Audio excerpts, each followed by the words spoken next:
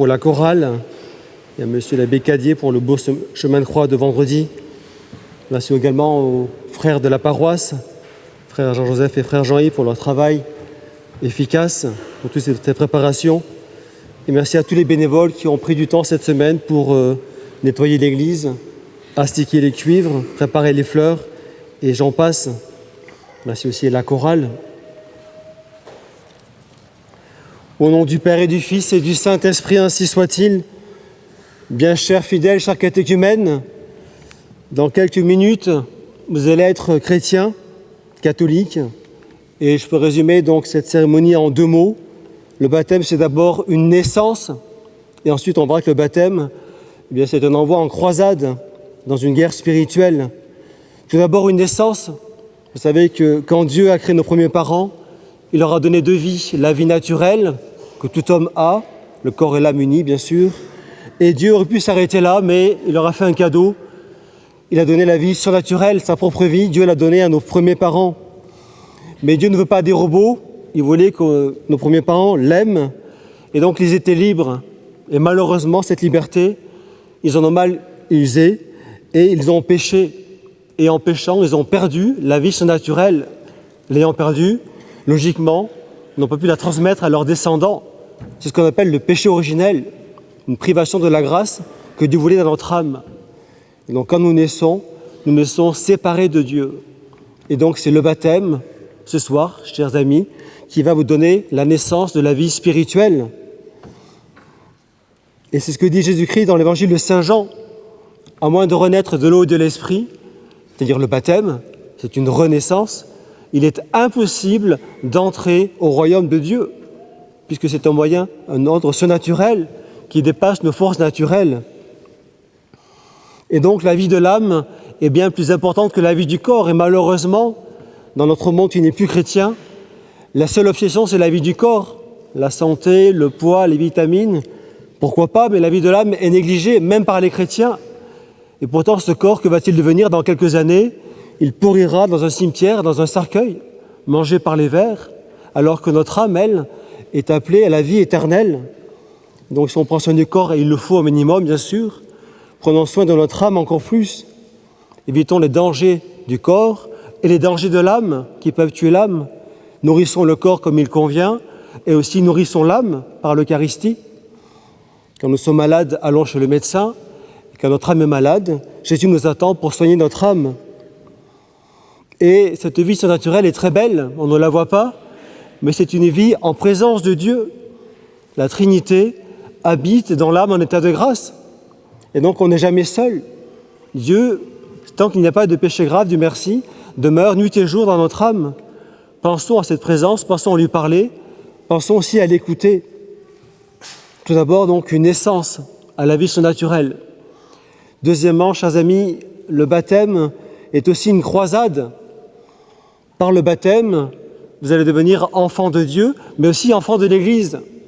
Et sur la terre, l'Église a un nom, on l'appelle l'Église militante.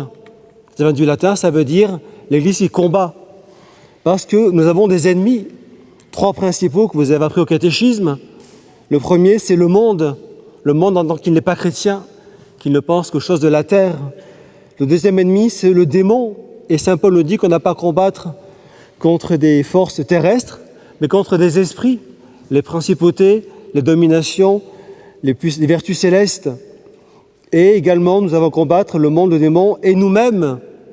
Le baptême, tout à l'heure, chers amis, va effacer le péché originel dans votre âme, vous donner la grâce, mais vous resterez jusqu'à la mort blessés par ce péché originel. Le mal sera plus facile à faire que le bien, d'où le combat spirituel. Mais rassurez-vous, pour cette guerre, nous avons des armes. On n'est pas tout seul. Nous avons 3 armes principales. Vous en connaissez 2 déjà depuis votre conversion. Avant le baptême, vous combattez avec ces 2 armes depuis plusieurs mois, chers catéchumènes. La première, vous savez, c'est la fuite des occasions. À la guerre, la fuite, c'est une trahison, une lâcheté. Dans la guerre spirituelle, c'est courageux et prudent de fuir les occasions de péché. C'est ce qu'a fait Joseph, le fils de Jacob. La femme de son maître voulait pécher avec lui. Il n'a pas discuté. Il ne s'est pas dit « je vais résister ». Il a fui en courant et il a eu raison. Et il n'est pas tombé parce qu'il a fui. Et donc, même après le baptême, continuez de fuir les occasions. Et Dieu sait qu'elles sont nombreuses aujourd'hui, notamment ces maudits écrans qui font faire tant de péchés, non pas virtuels, mais des péchés réels, malheureusement. La deuxième arme que vous connaissez, que vous utilisez depuis plusieurs mois également, c'est la prière. Et même après le baptême, il faudra prier tous les jours. La prière est une respiration de l'âme. Quand on ne respire pas, on meurt asphyxié. Les âmes qui ne prient pas, même baptisées, finissent par mourir asphyxiées spirituellement. Et donc, ayez à cœur de prier à des heures fixes, le matin, le soir, bien sûr, votre chapelet à la même heure si possible pour ne pas l'oublier. C'est un gage de persévérance, la prière. Et tous les saints ont été des âmes de prière. Donc, fil des occasions, prière. Mais ce soir, vous aurez une troisième arme à votre disposition grâce au baptême. Ce sont donc les sacrements. Grâce au baptême, désormais, vous pourrez avoir 3 armes spéciales, 3 sacrements pour le combat spirituel. Le premier, ce sera dans quelques semaines, la confirmation. Par le baptême, vous allez être enfant de Dieu. Par la confirmation, vous serez soldats de Jésus-Christ. Donc vous aurez la force du Saint-Esprit pour combattre le monde, le démon et vos mauvais penchants. Le deuxième sacrement qui va vous aider à combattre, eh bien, c'est l'Eucharistie. Jésus lui-même, il n'y a pas plus grand, c'est le bon Dieu. Saint Paul nous dit, si Dieu est avec nous, qui sera contre nous? Le monde aura beau faire du cinéma, nous faire peur, nous ne craignons rien avec le bon Dieu dans notre âme. Et donc, comme on nourrit le corps tous les jours, pensez à nourrir votre âme souvent. Si on communie souvent, notre âme reste en vie, bien sûr. Si on ne communie jamais, on meurt de faim spirituellement et on finit par tomber dans le péché grave. Donc, confirmation, Eucharistie. Et troisième arme efficace contre le péché, c'est le sacrement de pénitence. On l'oublie souvent, mais la confession non seulement efface les péchés, mais nous fortifie. Et donc, confessez-vous souvent avant de tomber. N'attendez pas le péché grave ou le péché véniel même pour vous confesser. Confessez-vous souvent, pourquoi pas tous les mois, et si ça ne suffit pas, pourquoi pas tous les 15 jours, et même chaque semaine. Il faut adapter le remède à nos faiblesses, à nos maladies. Et donc, ces armes sont à notre disposition.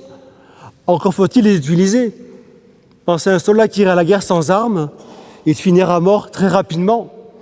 Beaucoup de chrétiens meurent spirituellement et se damnent parce qu'ils ont négligé ces armes spirituelles de la confirmation, de la confession et de l'Eucharistie.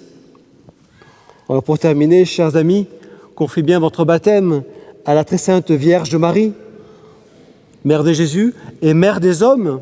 Depuis le vendredi saint, c'est notre maman. Quelle grâce! Pensez à la prier pour être persévérant. Dans les joies, remerciez Dieu avec elle. Dans les croix, comme elle, le pied de la croix, ne baissez pas les bras.